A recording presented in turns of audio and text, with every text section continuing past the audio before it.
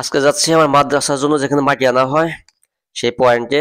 এটা উল্লাপাড়া গাইটনা ব্রিজ, ওটা rail line bridge. এটা হচ্ছে টাকবাজ যাওয়ার জন্য ব্রিজ। এটা বলে চর গাইটনা। এখন মাটি পয়েন্টে যাচ্ছি আমি। আসলে মাটি কোথা থেকে আনে এটা দেখা দরকার। আসছি যেখানে মাটি উঠানো হয়। আর আপনারা আসার পথে যে নদী দেখলেন, ওই নদী থেকে বড় বড় ডেজার করে মাটি উত্তোলন করা হয়েছে। আল্লাহ পাকের কাছে লাখো কোটি শুকরিয়া, আলহামদুলিল্লাহ। আল্লাহ সুবহানাহু ওয়া তাআলা এত নিয়ামত দিয়েছে আমাদেরকে, আমরা তার শুকর আদায় করে শেষ করতে পারবো না। কিন্তু আমরা বুঝলাম আমরা হচ্ছে অকৃতজ্ঞ।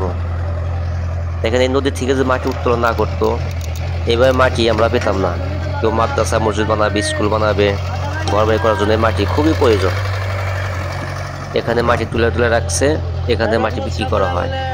আলহামদুলিল্লাহ, আমার যে গাড়িতে মাটি আনি গাড়িটা অনেক ভালো, আলহামদুলিল্লাহ।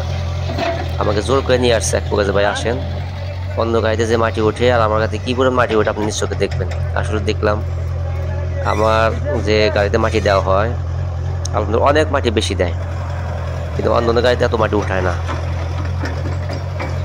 তো আমার গ্রামে অনেক ভাই আমাকে মাটি দিতে চাইছে। তো আমি তাদের বলছি যে আমি যেভাবে মাটি আনতেছি সেভাবে কেউ দিতে পারবো না।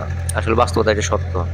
কারণ যারা অরিজিনাল ড্রাইভারি করে বা দিনের সাথে তারা জড়িত আছে এবং আল্লাহকে ভয় করে, তারা কোনো মানুষকে ধোঁকা দিবে না, ফাঁকি দিবে না। তো এই ড্রাইভারটা আলহামদুলিল্লাহ অনেক ভালো আছে। তো যাই হোক, এখানে আমি মাটি নিচ্ছি। আমার মাদ্রাসার জন্য সবাই দোয়া করবেন। আসসালামু আলাইকুম ওয়া রাহমাতুল্লাহ।